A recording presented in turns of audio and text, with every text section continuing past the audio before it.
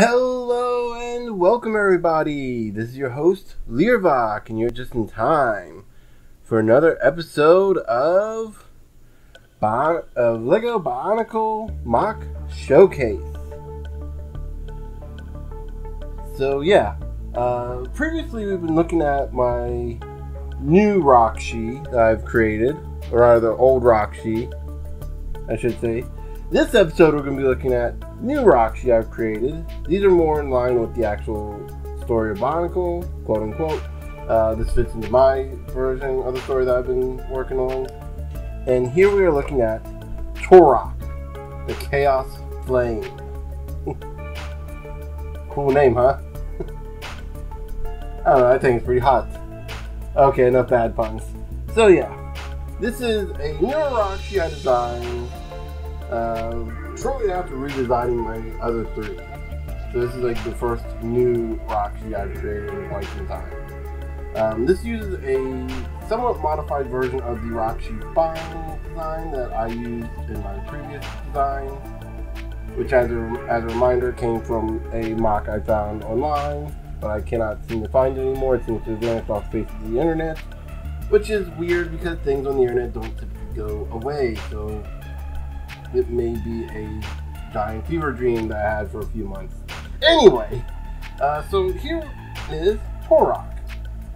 This is a different Rahkshi from the regular Rahkshi. This one was made as a fusion of the Karata and the body, therefore not requiring a Karata that could be ejected from the body.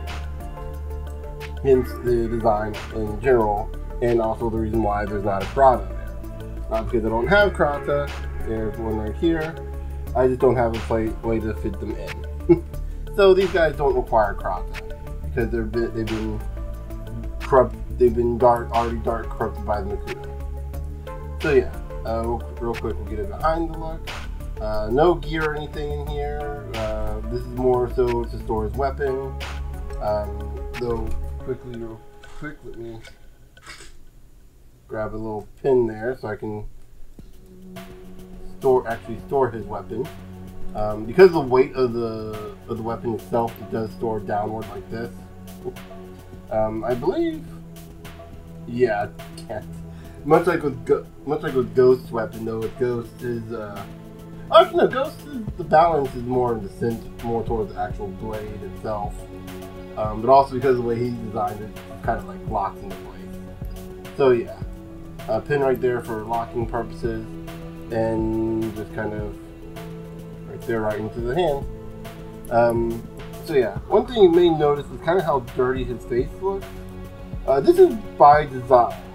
I wanted to give him this kind of like Metro, this kind of, originally I wanted to give him this kind of burned look, like scorched around the edges of his face look, but all I had at the time was silver paint, and when I tried to do it, I did not like how it turned out, but it just wasn't exactly what I worked for. And when I looked up how to do scorched designs on paint, it's like, oh, you need like a lot of red, brown, and I'm like, oh. And at the time, I was not really in the position where I could just kind of look for that stuff. So I decided to kind of rework the design and go with a more kind of Metro-esque look, where they have the kind of like bleeding silver into the masks. Actually, let me see if I can pull out some of my little bag here. There you go.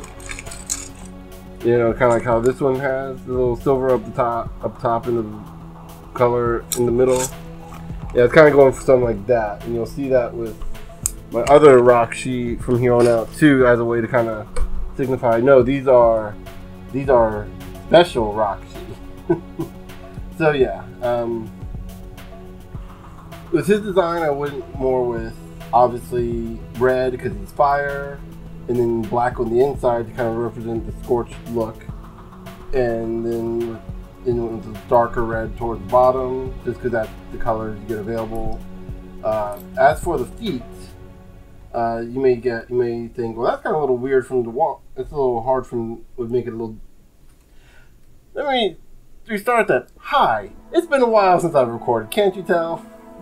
You may be asking yourself, hey, how does he walk? That seems like a very uncomfortable way of walking.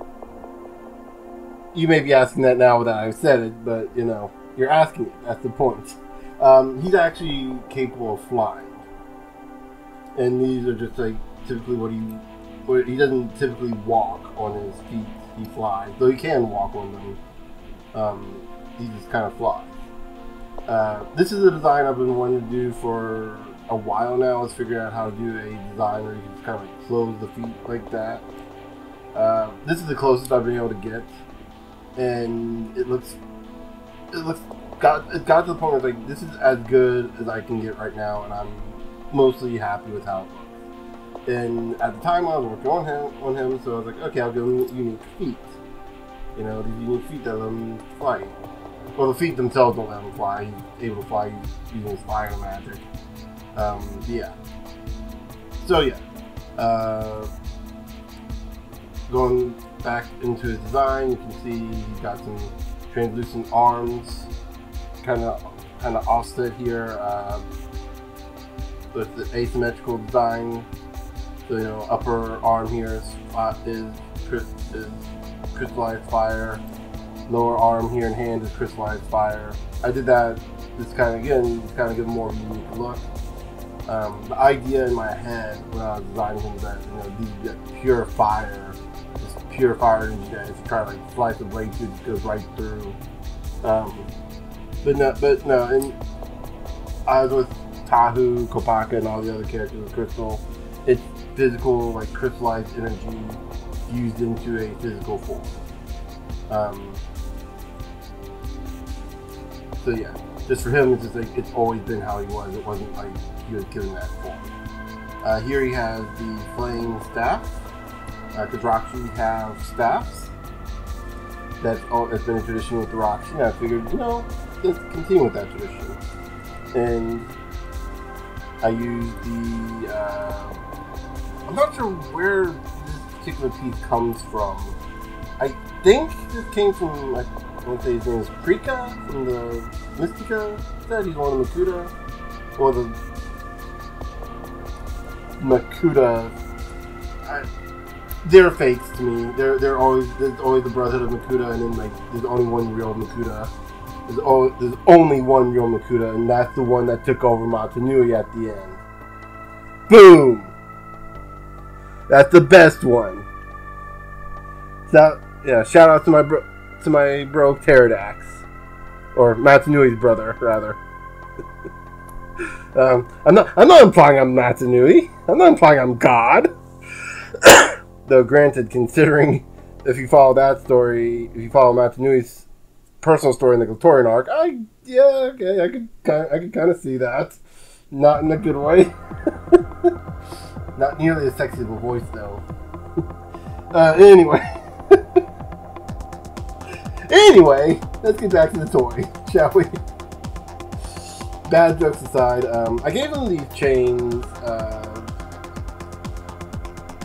Originally, I kind of wanted to get the idea that he was like chained up, and then like the chain here, especially when you see the darker piece here, like, he broke through, like burned through the chain.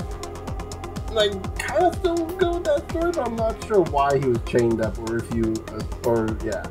But it's an aesthetic choice, and it kind of helps, kind of show he's not a good character. He's a bad guy, or at least that's what he's been designed for. So there's a bit more of a story to this guy than just he's one of the sons of Makuta, and he's been created. No, he was created with a will in a soul, much like all the other Rahkshi I'm going to be showcasing now. And he has a conscience. It may not be a good conscience, at least not at first. And he's been bred to believe that he is just destruction incarnate, the flames of chaos, and so on and so forth. That is until he meets a little healer Matoran named Kaya. Kaya finds Torock damaged out in this out in the snows of Kokoro, or Kauai, I think that's the pathway. That's the area around the villages, Kauai. Yeah, this is a Kokoran. Yeah, Kokoran female. And she doesn't realize he's bad at first, but she heals him up. Because like I said, she's a healer. Using a combination of ice magic and water magic that she learned from Gakoro to act as like a healer. To heal him up, and that kind of gave him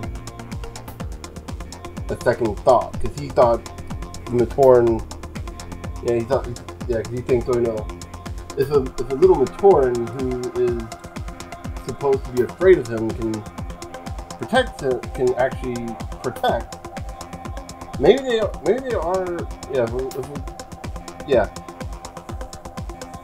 If a Matoran, especially an ice Matoran, a Kokoran, can use their magic to heal instead of hurt, and if they chose to heal him, maybe he's not bad. Yeah, a bit complicated in the headspace there, and so currently he's kind of in this in-between state where he's still technically following Makuta's orders, but he's kind of going through an inner journey of his own, and probably will end up sacrificing himself at the end to stop Makuta.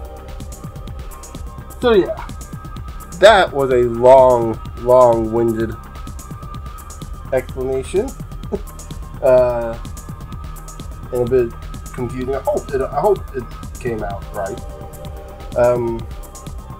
If not, we'll look over Kai in more detail later on, if not in this video, as well as a few other Matoran, but that will be for another video. Let's see, what else? I have these little pipes, these little hose pieces. I think they're called the little, what is it, 4mm? I don't remember what these are. These are the ones that are a little rigid. Little connecting hoses that you use for various Lego sets. I thought it kind of helped fill him up a bit more. Kind of helped give his silhouette more personality than just a blank, just a standard silhouette that I was using for him. Which you can tell just kind of like by looking at him, he's got the same kind of silhouette as Turahk, who is my base Rahkshi. If I can, I am looking around here. I cannot find him. Oh no! I found him. Here we go. Using Turok as a side by side here. You can also tell he's a bit taller. There you go. Let me set them next to each other. You can tell you can kind of tell a little bit of a height difference. If we put them side by side, you can definitely tell at that point. It's the spines.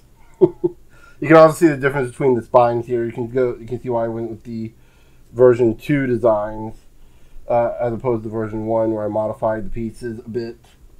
Gives them a bit more of an actual natural curve that gives them more of that Rahkshi spine.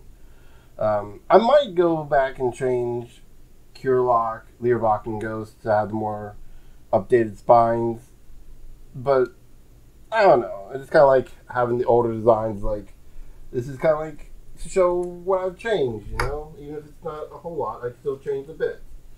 It's getting better, you know? Where was I on here? Spines are these little Lego swords that you would attach to like lightsaber hilts or whatever to give them, like, act as like an actual handle. Thought they looked pretty cool. Thought they looked good for spines. I was trying to do everyone has a different spine design.